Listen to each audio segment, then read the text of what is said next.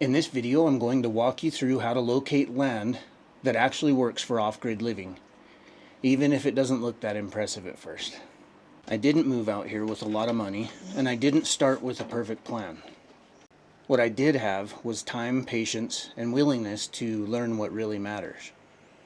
My land is not what most people picture when they think off-grid, but it works. It fits my budget and living within my means, and it meets my needs.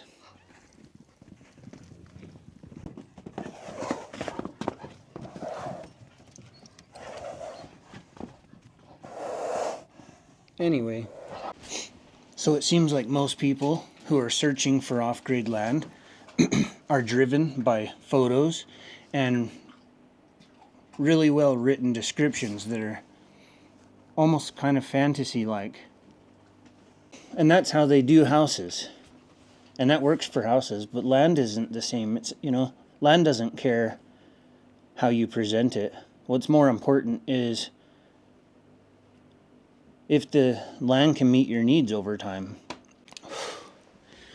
Dang it, it's cold out there. So what really matters first and foremost is access. Not just can you physically get to the property, but is there easement to it legally? Can you get to it year-round? Is there year-round access?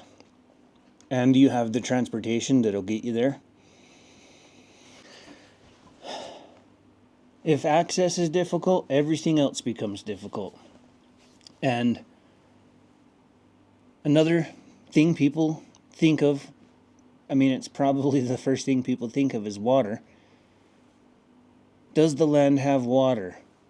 And I think more importantly, you should ask if it's possible to secure water down the road. Because most places you can drill for a well, it's just expensive. Many places you can catch rainwater, and most places you could haul water in.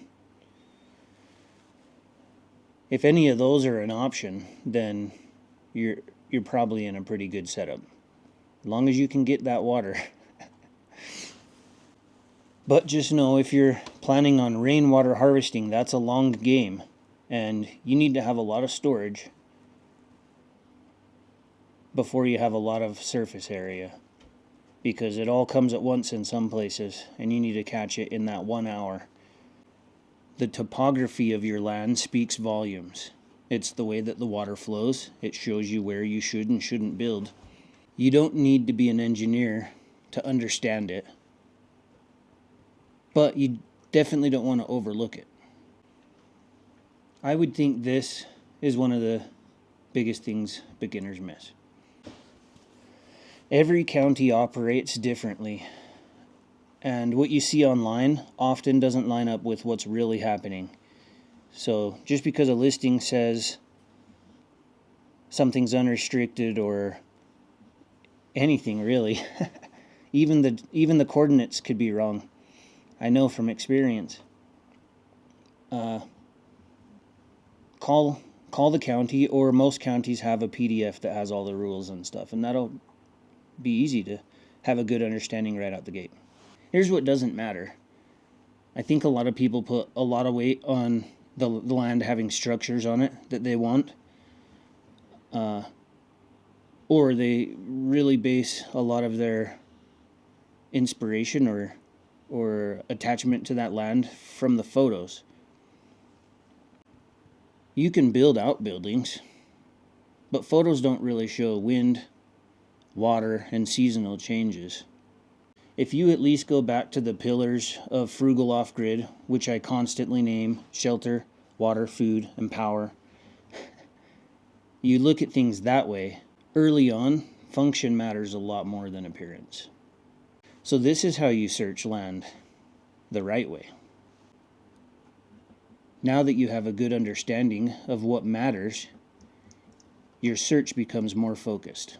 Instead of browsing land websites endlessly, you can filter access, terrain, keywords, growing up as a kid, I bought myself a old green screen computer with MS-DOS, and there was a golf game. And because of that game, I got into MS-DOS and learned how to change the code and move trees around. And that knowledge, so young, just kind of naturally made me pretty efficient with computers. And so I naturally came at searching for land with keywords and terminology and queries and exclusions and a system that locates land that's not easy to find on all the land websites. And it's free, and it's on my website, searchoffgridland.com. I'll put a link down below, mostly for Steve, because I know he's going to ask, but it's there if anybody wants to look at it. My homestead came together slowly, not because I rushed, but because I didn't. If you're willing to slow down, learn how the land actually works, and ignore what doesn't matter, finding ideal off-grid land is absolutely possible. Your ideal, you know? What meets your needs and is within your means, not keeping up with the Joneses. I hope this video gives you a better framework of how to find land. Not perfect land, but land that'll work.